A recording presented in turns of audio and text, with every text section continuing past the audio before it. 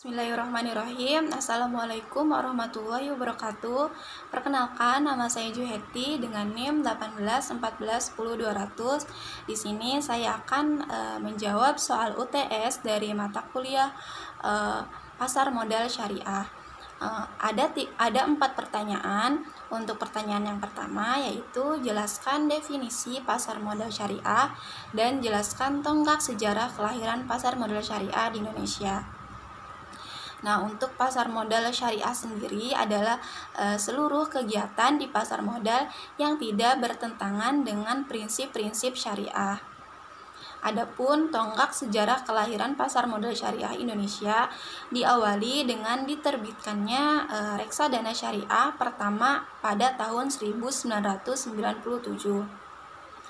Kemudian pada tahun 2000, Jakarta Islamic Index diluncurkan sebagai indeks saham syariah pertama yang terdiri dari 30 saham syariah paling liquid di Indonesia.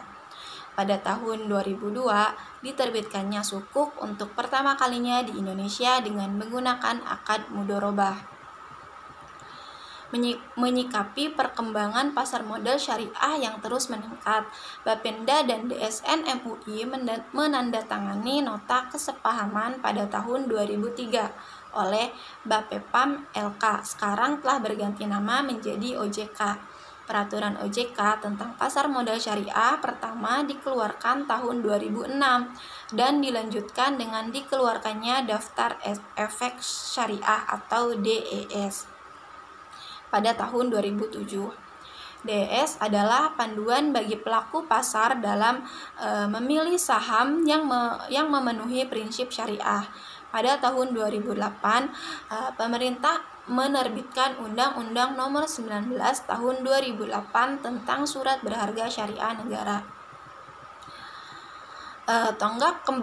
Tonggak kebangkitan pasar modal syariah Indonesia diawali dengan diluncurkannya Indeks Saham Syariah Indonesia sebagai indeks komposit saham syariah yang terdiri dari seluruh saham syariah yang tercatat di Bursa Efek Indonesia atau BEI pada tahun 2011.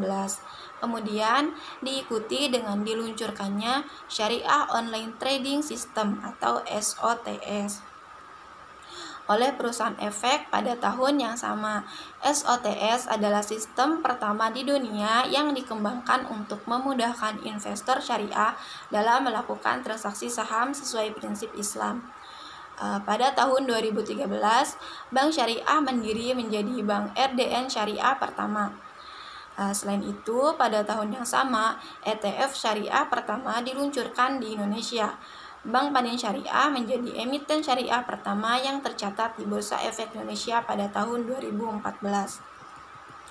Untuk pertanyaan yang kedua, jelaskan perbedaan antara akad musyarakah dan akad mudharabah pada pasar modal syariah.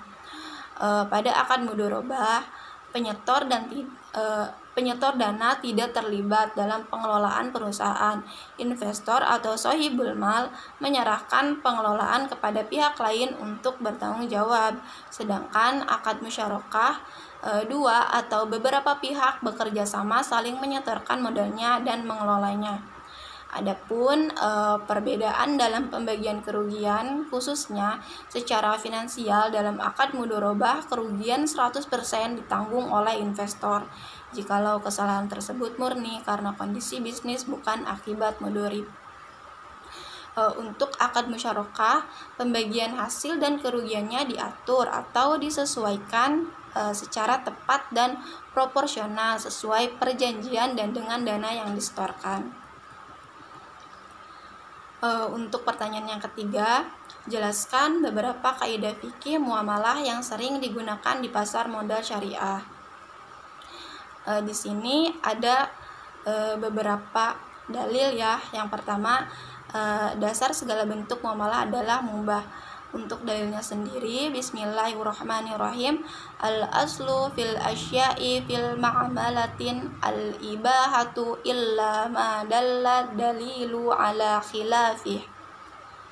Artinya, pada dasarnya segala sesuatu pada persoalan muamalah itu hukumnya mubah, kecuali jika ada dalil yang menunjukkan atas makna lainnya. Untuk dalil yang kedua, muamalah dilakukan atas dasar sukarela tanpa mengandung unsur paksaan.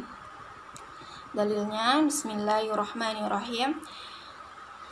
Ya ayyuhalladzina amanu la ta'kulu amwalakum bainakum bil batil illa an takuna tijaratan an taradim minkum wala taqtulu anfusakum innallaha kana bikum rahima. Artinya, hai orang-orang yang beriman, janganlah kamu saling memakan harta sesamamu dengan jalan yang batil, kecuali dengan jalan perniagaan yang berlaku dengan suka sama suka di antara kamu. Dan janganlah kamu membunuh dirimu, sesungguhnya Allah adalah Maha Penyayang kepadamu.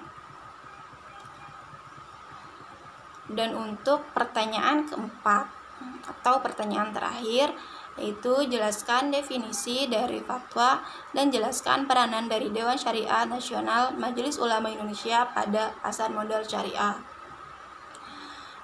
Untuk definisi dari fatwa sendiri, yaitu keputusan atau pendapat atau petuah yang diberikan oleh mufti tentang suatu masalah, dengan kata lain yaitu nasihat orang alim ulama.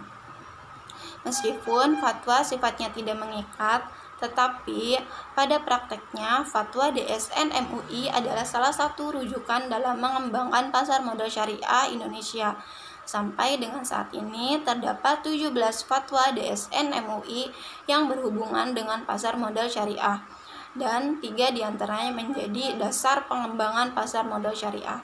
Adapun ketiga fatwa tersebut, yang pertama yaitu fatwa DSN MUI nomor 20 tahun 2001 tentang pedoman pelaksanaan investasi untuk reksadana. Yang kedua, fatwa DSN MUI nomor 40 tahun 2003 tentang pasar modal dan pedoman umum penerapan prinsip syariah di bidang pasar modal.